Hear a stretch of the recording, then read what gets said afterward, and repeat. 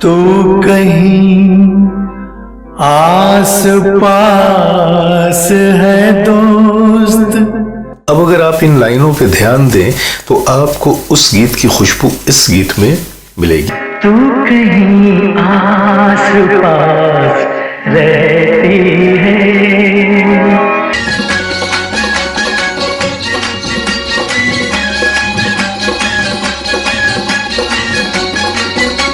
सभी देखने वालों की खिदमत में मैं जावेद नसीम अपना आदाब, सलाम और नमस्कार पेश करता हूँ।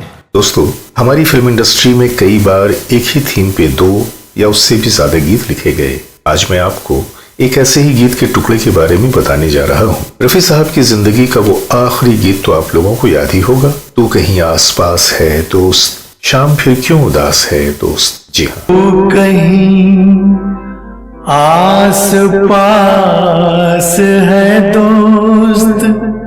धर्मेंद्र और हेमा मालिनी की इस फिल्म में संगीत दिया था लक्ष्मीकांत प्यारेलाल जी ने, जिन्होंने अपनी फिल्मी जिंदगी में 650 से भी ज्यादा फिल्मों में संगीत दिया। और रफी साहब के साथ उनकी पहली शुरुआत से लेकर रफी साहब की आखिरी सांस तक उन्होंने रफी साहब के साथ 379 गाने यानी कि 379 गाने रिकॉर्ड किए, जिनमें 183 यानी कि 183 सोलो गीत थे। आसपास के गीतों को लिखा था आनंद बख्शी जी ने, और उसी फिल्म का वो नगमा जिसके बोल थे, तुझसे मिलने की आस है ए दोस्त, शाम फिर क्यों उदास है दोस्त। शाम फिर क्यों उदास। महकी महकी फिजा ये कहती है, महकी महकी फिजा, तू कहीं आस पास है ए दोस्त। तू कहीं आस पास। और फिर उसके बाद आवाज की दुनिया का शहंशाह हमसे जुदा हो गया। तू कहीं आस पास है दोस्त। लेकिन उसी थीम पे 1968 में आने वाली फिल्म कन्यादान में एक टुकड़ा था। कन्यादान के डायरेक्टर थे मोहन सहगल और कन्यादान को संगीत दिया था शंकर जयकिशन जी ने। गीत लिखे थे हजरत जयपुरी जी ने। इस फिल्म के हीरो थे शशि कपूर और उनके साथ थी आशा पारेख। दोनों ही में रफी साहब, लता जी और आशा जी की आवाजों में खूबसूरत गाने थे। लिखे जो खत तुझे वो तेरी याद में।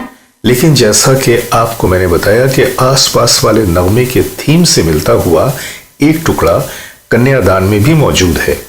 उसे भी रफी साहब ने ही अपनी खूबसूरत आवाज से नवाजा था और गाने के बोल कुछ यूं थे, तुम नहीं भूलते जहां जाऊं, नहीं भूलते जहां जाऊं, हाय मैं क्या करूं कहां जाऊं, हाय मैं क्या करूं कहां जाऊं। महकी महकी फिजा ये कहती है, महकी महकी फिजा ये कहती है, तू कहीं आस पास रहती है। तू कहीं आस पास रहती है।